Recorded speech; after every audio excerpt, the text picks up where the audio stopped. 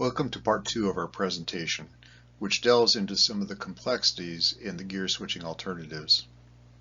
I want to start by emphasizing there are no showstoppers here in terms of problems that indicate an alternative is not viable, but there are some areas that need to be addressed in order to move forward with analysis and public review.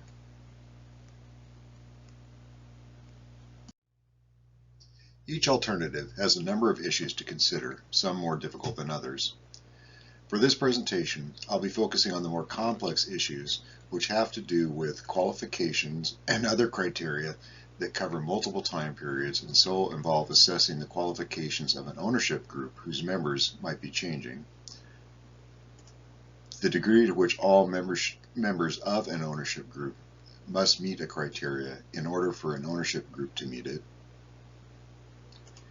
and handling one-to-many and many-to-many relationships that need to be taken into account as part of implementation. And later I'll get into more about what that means. The issues I'll be talking about today, and other less complex issues, are covered in sections 313 and 323 of the document describing the alternatives under sections titled Other Matters for Council Consideration, Action/Clarification Needed. The last presentation ended with a discussion about some of the factors that make these alternatives more complex than the groundfish limited entry alternatives the Council has dealt with in the past. Specifically in the past, ownership of only one asset was considered for qualification, so there was no need to consider whether or the degree to which ownership of different assets had to be identical. And since ownership was only considered at one point in time, determination of the current owner at time of implementation, there was no need to consider how to treat changes in ownership between earlier periods and implementation. For most options in the current alternatives, allocation will be based, at least in part, on ownership of multiple assets, both in the past and the present.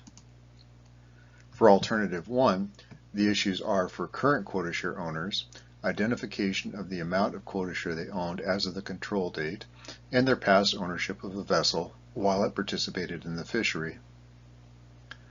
For Alternative 2, for current owners of a qualifying permit or vessel, qualification requirements may also include ownership of quota share and a permit or vessel as of the control date, and the gear switching limits might also be based on the amount of quota share owned as of the control date.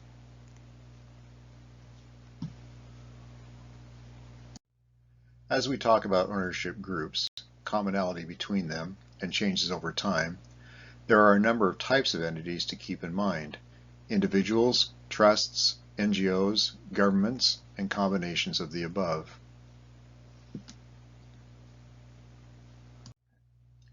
Looking at types of quota share account owners in 2020, there were 128 different quota share accounts with northern sablefish quota share in them.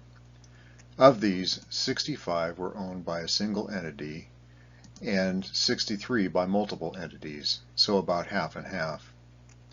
Of the 65 owned by a single entity, 55 were owned by individuals, 6 by trusts, and 4 by NGOs or government bodies.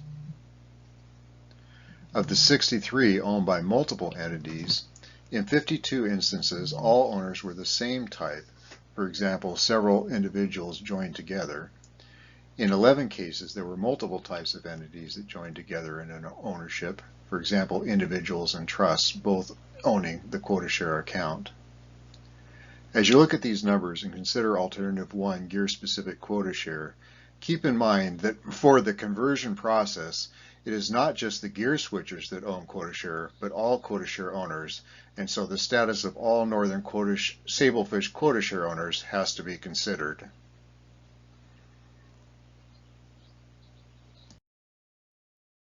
Turning then to the specifics of Alternative 1. Listed here for ease of reference are the time periods related to criteria for initial allocations that I'll be going over in a graphic on the next slide.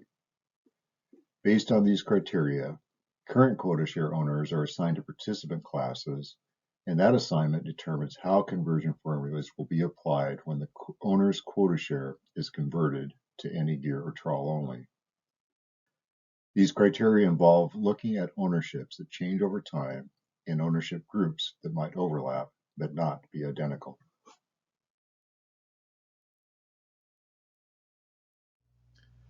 So I'm going to start by setting out a timeline that we'll use to look at allocations for different quota share ownership situations under Alternative 1. At the top here we have January 2011, the start of the IFQ program and opportunity to gear switch. Then we have the control date on September 15th, 2017. Then a to be determined date 2 years prior to implementation, and an implementation date.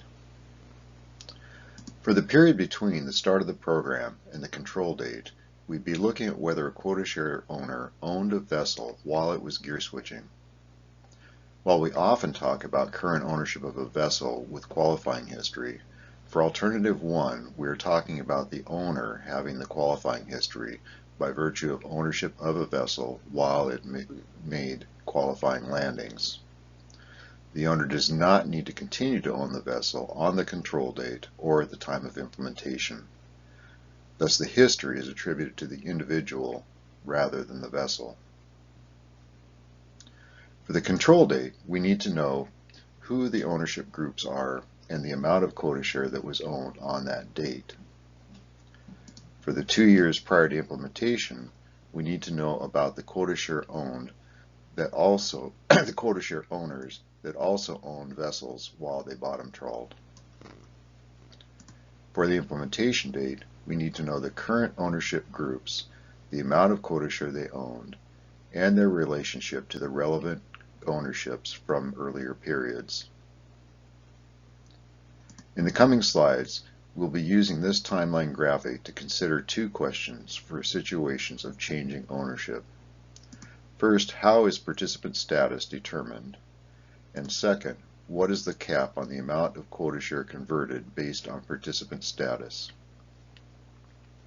In addressing these issues, you'll see displays like this, where the different shapes represent different entities and changes in ownership groups.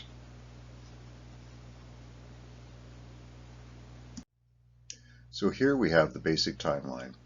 To keep things a little simpler, in the next two slides I'm going to focus only on the gear switching participant status and not qualification for IFQ participant status that involves the 2 years prior to implementation. We'll touch on that later.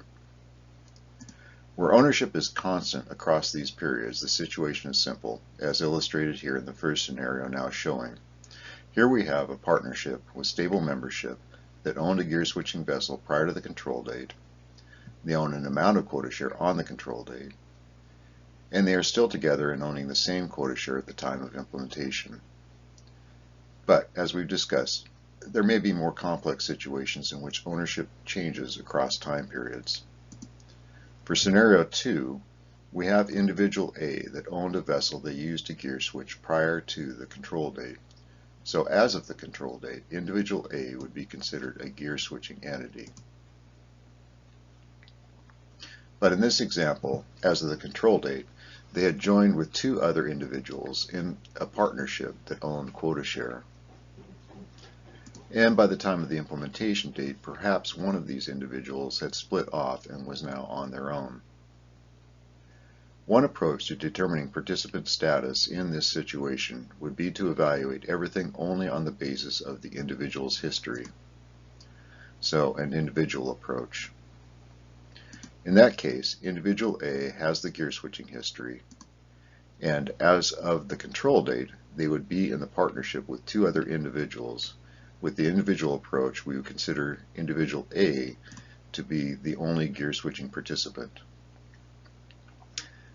At the time of implementation, that status and the related conversion formula would only apply to individual A, and the 1/4% of the partnership's quota share attributable to individual A would be converted to any gear quota share.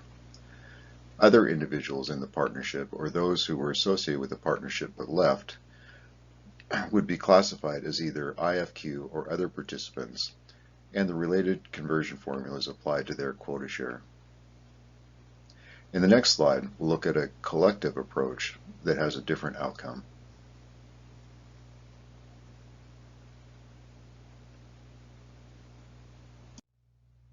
Now we'll look at a collective approach.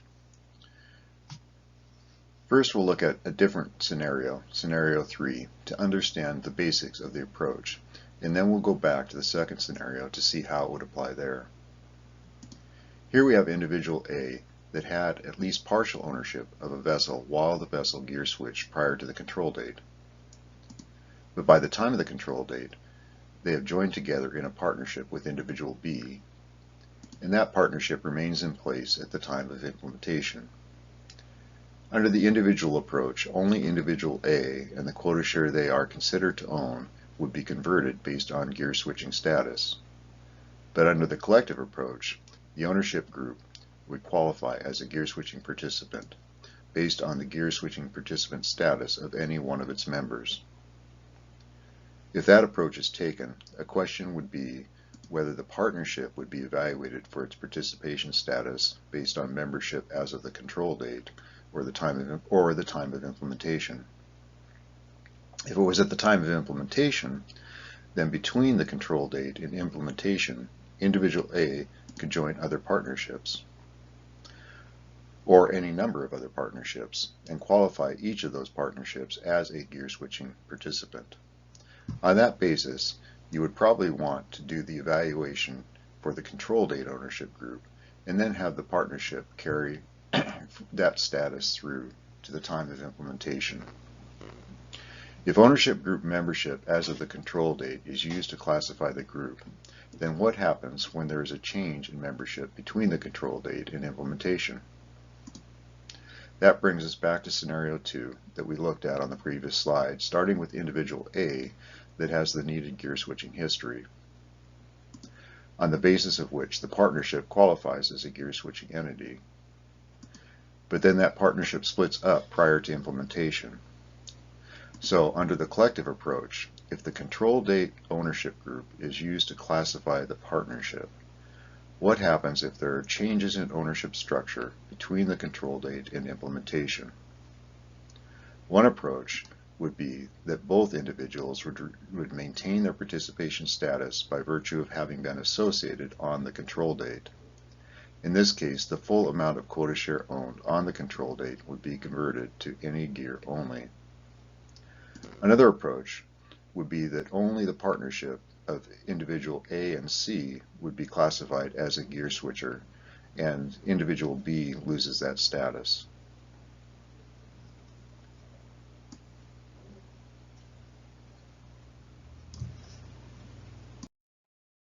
So in this slide, by way of visual summary, we go back to scenario 2 and show the individual approach side by side with the collective approach for resolving the scenario. Next, we'll touch on determination of IFQ participant status.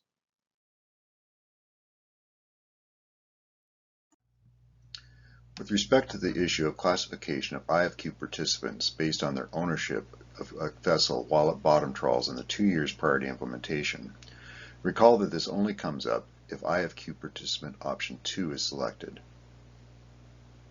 For our fourth scenario, we have a partnership of A and B that owns 1% of the quota share as of the control date. And in the 2 years prior to implementation, individual A owns a vessel outside the partnership that it uses to bottom trawl and catch northern sablefish, thereby meeting the IFQ participant criteria. So at the time of implementation, if the collective rule is applied and assuming the control date is used to evaluate who is in the ownership group, then the partnership of A and B would qualify as an IFQ participant since they were in a partnership owning quota share as of the control date.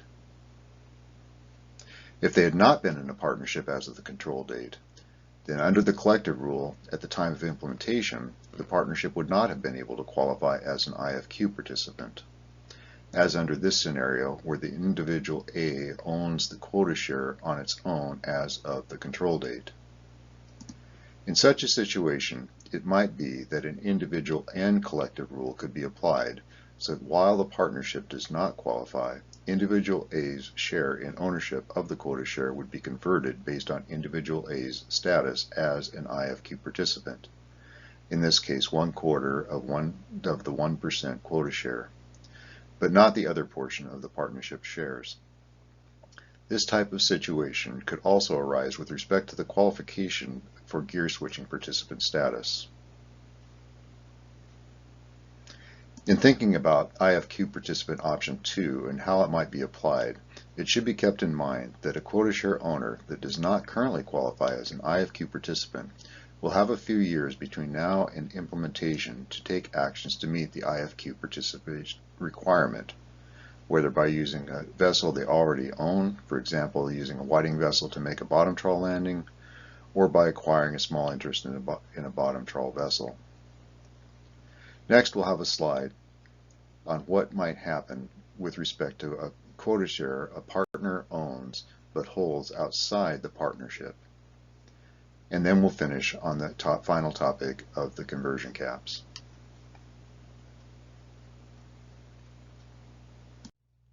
So the previous scenarios have discussed how a qualifying gear switching participant or IFQ participant can affect the quota share conversion formulas applied to groups of which they are part.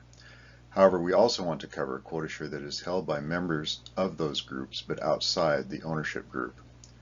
So we'll have a bit of a different display here. Here we have individual A that owned a vessel and gear switched with it prior to the control date. Then we have individual A's partnership with B. If we take the collective approach, then individual A might be classified as a gear switching participant as well as the partnership. Here, the partnership holds 1% that would be classified as any gear quota share. But individual A and B also have some quota share on their own, quota share outside the partnership. Individual A would qualify as a gear switching participant on their own, so their 0.2% of the quota share would be converted to any gear quota share. Individual B would not be a gear switching participant, so their 0.5% quota share would be converted based on their status as either an IFQ participant or an other participant. Note that a hierarchy was used for establishing the partnership status, with gear switching coming first. Then, if there were not gear switchers, the IFQ participant status would come next, and if no IFQ participants, then the other participant status would be applied, assuming an option is selected in which there is another participant status. So through this point on alternative 1, we've been talking about meeting the participation criteria. Now we're going to talk about issues related to ownership changes and determination of conversion caps. For example, what happens if the ownership group for the 1% on the control date is different from the ownership group on the implementation date.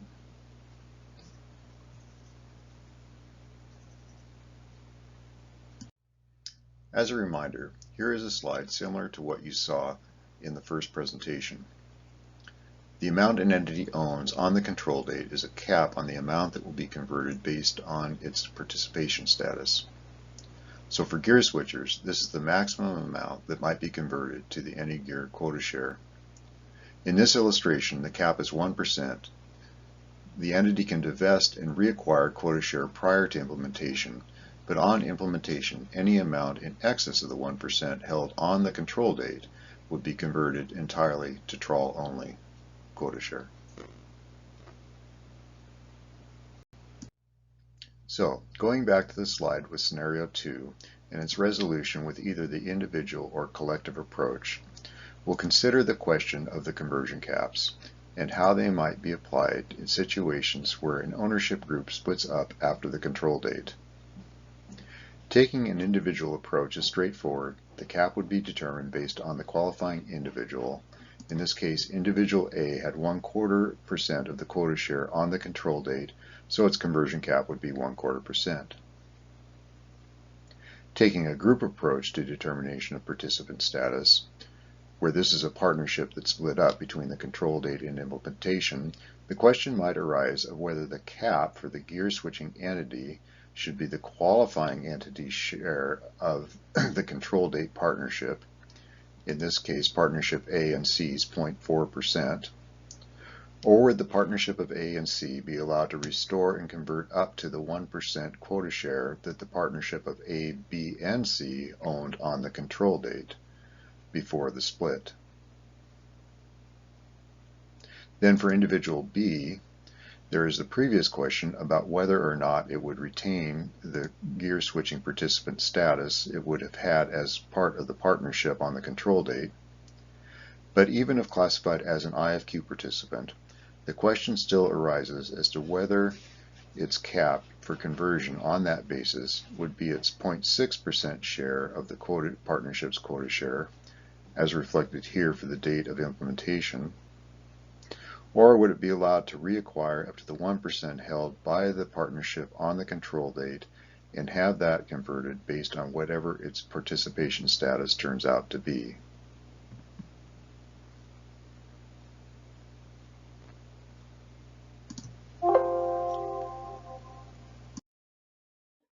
So we've covered a lot of detail, but by way of summary, here is a list of the general issues that need to be addressed. As a reminder, on the right, there's a diagram like what we've been looking at as we've talked about these issues. First, what approach do you want to look at for assessing participant classification status for gear switchers in the context of ownership groups that may be changing over time?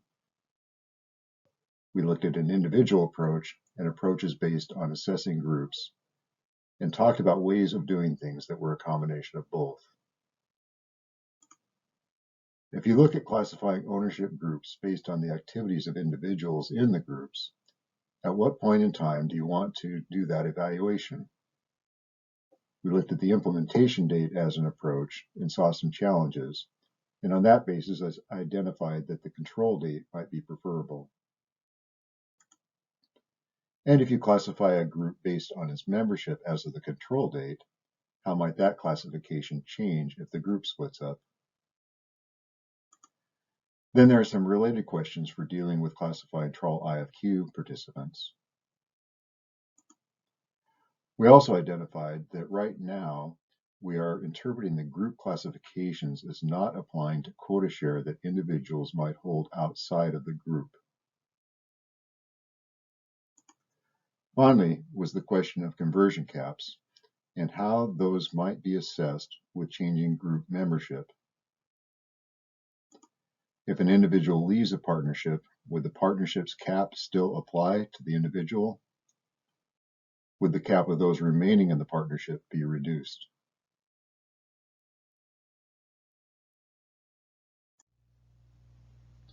Now we'll look at how some of these ownership issues play out in Alternative 2. Specifically, how do we evaluate ownership changes across time periods, control date ownership compared to the time of implementation, and how to deal with one-to-many and many-to-many relationships in determining endorsement limits.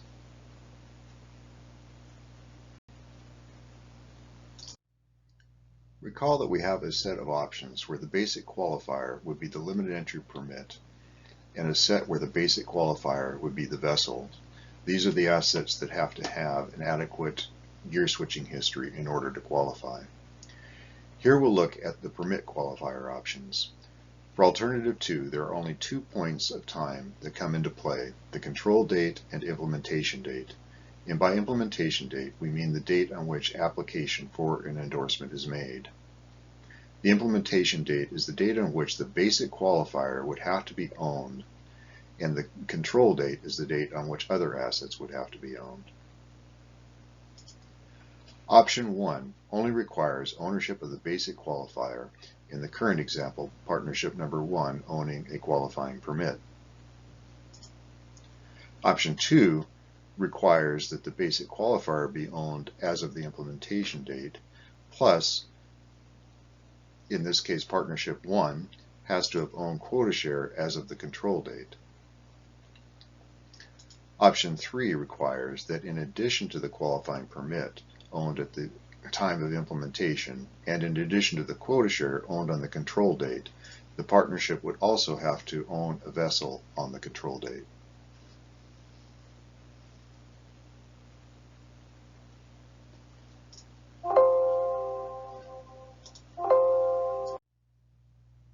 So the previous slide covered permit qualifier options.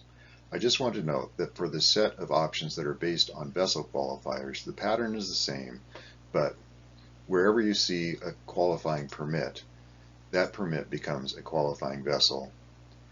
And the vessel that an entity would be required to own as the control date under the previous set of options would become a permit. So basically, the positions of the permits and vessels are just reversed within these options.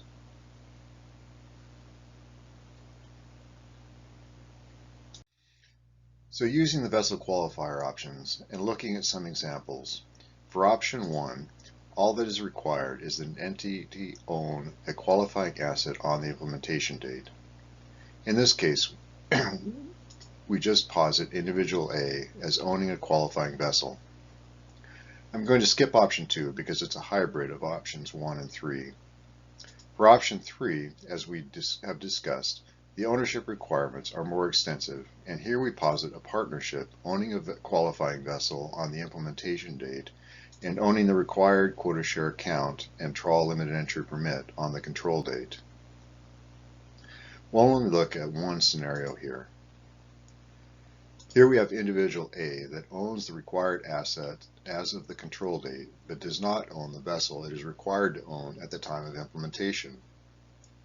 Between now, or council action, and implementation, that individual could go out and purchase a vessel. However, purchasing a vessel is a large investment. It could also meet the requirement by joining a partnership that owns a vessel, perhaps just acquiring a very small share of the partnership. In fact, that individual could join a number of partnerships or other types of ownership groups that own qualifying vessels, and by doing that, qualify a number of permits of its choosing for gear switching endorsements.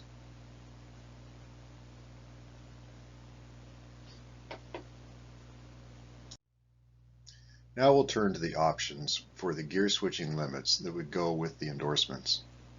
A few moments ago, we looked at one-to-many relationships with respect to an entity that owned a qualifying asset on the control date being able to qualify a number of vessels. Here we'll focus on one-to-many and many-to-many ownership linkages with respect to determining the endorsement limits based on quota share. Recall that there are a set of 3 endorsement limit options for each type of qualifier that must be owned as of implementation. One set for permits with qualifying history and one set for vessels with qualifying history. For the endorsement limit option 1, the gear switching limit given for the endorsement would be based only on the gear switching history of the qualifying permit or vessel, so there would be a straightforward one-to-one relationship between the qualifying permit or vessel and the endorsement. For options 2 and 3, the endorsement limits would be determined at least in part by ownership linkages to quota share accounts, and there could be one-to-many and many-to-many relationships between qualifiers and quota share accounts.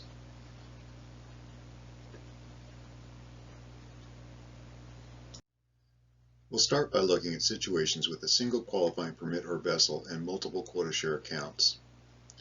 Here we are looking at a qualifier, a qualifying permit or vessel owned by individual A, and individual A has complete ownership of 2 quota share accounts. In this case, the limit would likely be based simply on summing the individual accounts.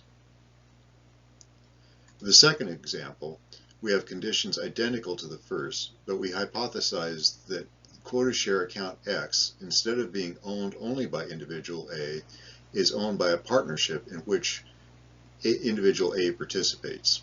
The question is whether all the quota share in account X would count towards the endorsement limit for individual A's qualifying permit or vessel, something like the collective approach that we discussed for alternative 1, or just the share of quota share in account X that reflects individual A's ownership interest, so 1/4 of the quota share owned by the partnership. Note that here, individual A owns the qualifying permit or vessel, but partnership AB does not participate in ownership of individual A's vessel. That vessel is held, or permit is held outside the partnership, thus only individual A could qualify for an endorsement.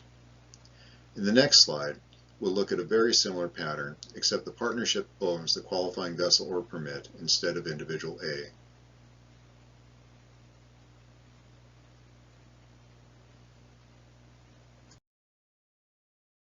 Now I want to talk a bit about the treatment of quota share held by partners on their own, so not owned by the partnership.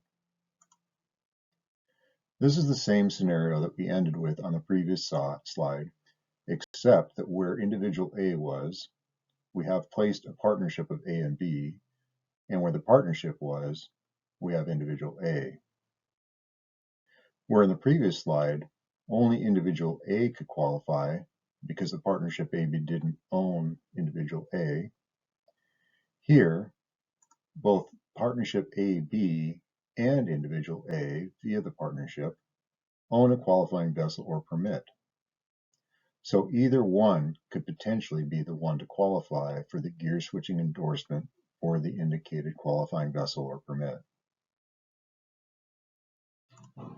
Also, both individual A and the partnership own quota share as of the control date, with individual A's quota being held outside the partnership. Consistent with the first example we looked at, the gear switching limit based on quota share ownership might be based on a sum of both quota share account X and Z, thus including quota share held by a member of the partnership but outside the partnership group. However, if this is the case, multiple individuals that own quota share as of the control date could join in the partnership owning the qualifying vessel or permit prior to the time of implementation, expanding the total amount of quota share that counts towards determining the limit for the gear switching endorsement. In considering this scenario, the Council might also want to consider situations in which all quota share is held in accounts controlled by owners that are outside the partnership, or the accounts are outside the partnership's control. Here we have, in the center of the diagram, from top to bottom, individual A that owns a quota share account, a partnership of A, B, C that owns the qualifying permit or vessel, and partnership BC that also owns a quota share account. As in the scenario above, under qualifying option 2, where ownership of quota share as of the control date is required to qualify, both individual A or partnership BC on their own could qualify for an endorsement via their ownership interest in partnership ABC, which owns the qualifying permit or vessel.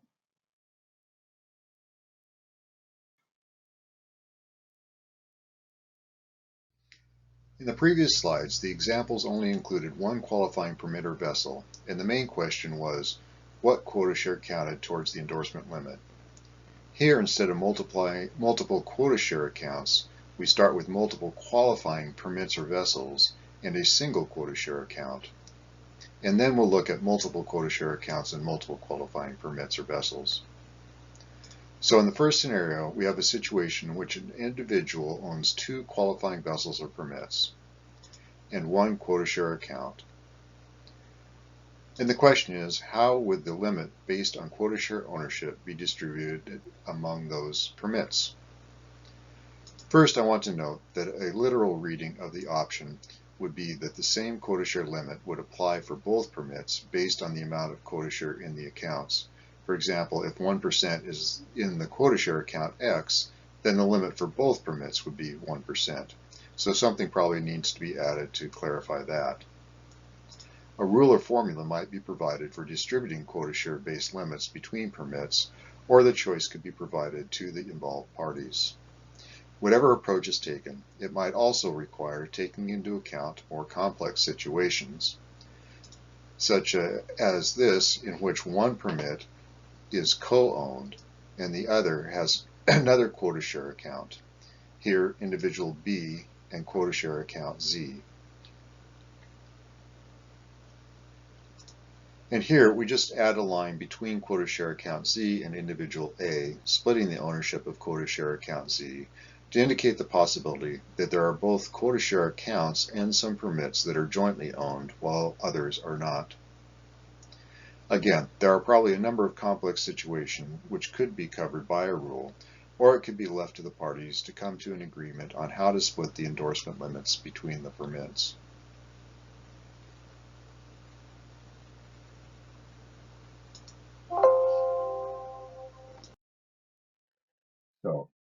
summarize the issues for consideration. First, with respect to qualification for an endorsement, how much room should there be left for owners to join together prior to implementation in order to meet the qualification requirements and potentially generate more endorsements? Second, with respect to quota share ownership-based endorsement limits and one-to-many and many-to-many relationships, the first question relates to the owner of a single qualifying vessel that owns multiple quota share accounts. In this case, the limit would probably be based simply on the sum of quota share across the quota share accounts. Then things start to get a little more complex, with questions of how to distribute endorsement limit credit with respect to quota share held in accounts under different ownerships that share ownership of a single qualifying permit or vessel.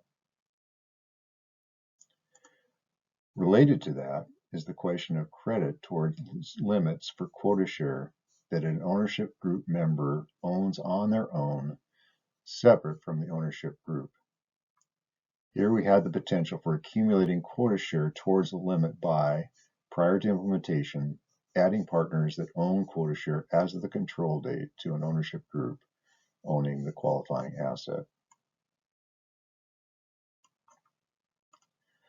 Finally, were questions about the distribution of credit towards endorsement limits for quota share from a single or multiple quota share accounts to multiple qualifying permits or vessels. Under this topic, it was noted that the literal language of the current option might be interpreted to allow for double counting of quota share, the same quota share counting towards limits for multiple endorsements. Then it is suggested that a formula might be used, or it might be left to the individual parties to work out the distribution of the limit among permits.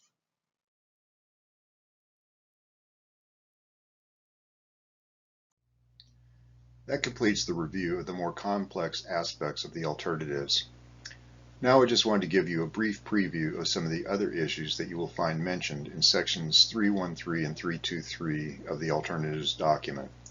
In doing this, I want to note that these issues, even though they may sound somewhat challenging, appear relatively easy to address.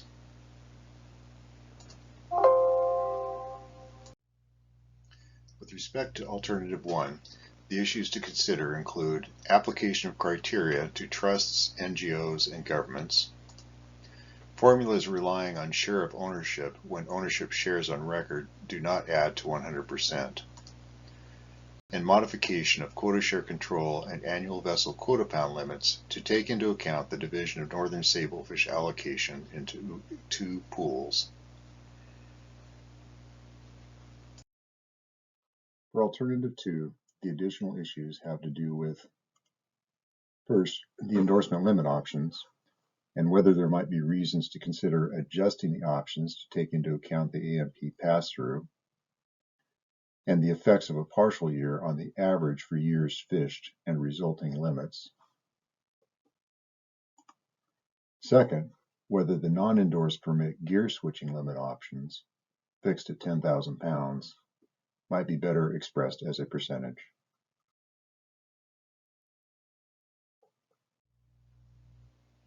This topic will likely next come up in the Council Forum as part of future meeting planning at the March and possibly April Council meetings. At that time, the Council will consider placement of the item on its year-at-a-glance planner and the Council floor time required to handle the issues that need to be addressed.